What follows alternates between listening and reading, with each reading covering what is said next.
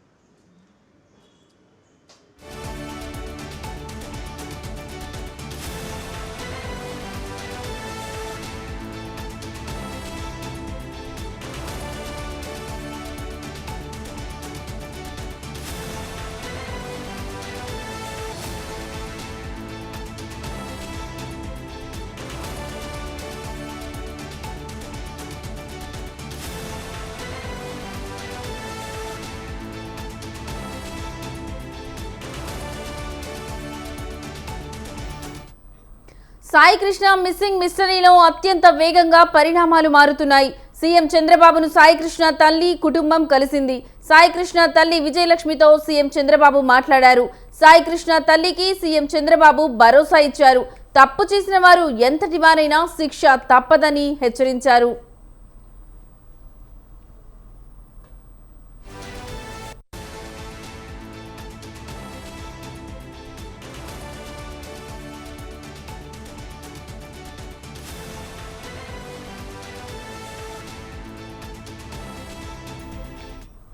Sai Krishna missing మిస్టరీలో అత్యంత వేగంగా పరిణామాలు మారుతున్నాయి. సీఎం చంద్రబాబును సాయి కృష్ణ తల్లి కుటుంబం కలిసింది. ఇక ఇదే అంశానికి సంబంధించిన మరింత సమాచారం మా కరెస్పాండెంట్ శ్రీనివాస్ ఫోన్ ద్వారా అందిస్తారు. శ్రీనివాస్, చెప్పండి, ఈ అంశానికి సంబంధించి మీ దగ్గర ఉన్న లేటెస్ట్ అప్డేట్స్ ఏంటి? లాకప్ డెత్ లో మృతి చెందిన సాయి కృష్ణ కుటుంబ సభ్యులు గత కొంతకాలంగా తమ కుమారుడు కనిపించట్లేదని లాకప్ డెత్ చేపట్టాడని, అదేవిధంగా పోలీసులే శవాన్ని మాయం చేశారని, తగలబెట్టేశారని అనేక ఆరోపణలు చేస్తున్న నేపథ్యంలో ఈ కేసు మిస్టరీగా మారిందని కూడా చెప్పుకోవచ్చు. విజయవాడలో ఈ కేసు అనేక మలుపులు తిరుగుతోంది. ఇప్పటికే ఫస్ట్ ఈ కేసు విషయం వెలుగులోకి రాగానే సిఐ నాగరాజ్ ఎవరైతే ఉన్నారో ఆయన్ని బాధితుడిని చేస్తూ వీఆర్ కు పంపడం జరిగింది. తర్వాత అదే సిఐ నాగరాజుని ప్రభు ముఖ్యమంత్రి చంద్రబాబు నాయుడు సింగపూర్ నుంచి రావడంతోనే దీని మీద యాక్షన్ తీసుకోండి అంటూ కూడా ఇటు డిప్యూటీ సీఎం పవన్ కళ్యాణ్ అదేవిధంగా డీజీపీతో సమావేశం అయిన తర్వాత దాని మీద పూర్తి స్థాయిలో దర్యాప్తు చేయండి, యాక్షన్ తీసుకోండి, ముందు అధికారిని సస్పెండ్ చేయండి అంటూ కూడా ఆదేశాలు ఇచ్చారు. అయితే నాగరాజుని నెక్స్ట్ స్టెప్ లో సస్పెండ్ కూడా చేయడం జరిగింది. అయితే నాగరాజు సస్పెండ్ అయిన తర్వాత ఈ విషయం ఇంకా రాష్ట్ర వ్యాప్తంగా సంచలనంగా మారుతున్న పరిస్థితి కనిపిస్తుంది. అయితే నాగరాజు మర్డర్ మిస్టరీ సంబంధించినటువంటి అంశాలు కథనాలుగా మీడియాలో రావటం, అదేవిధంగా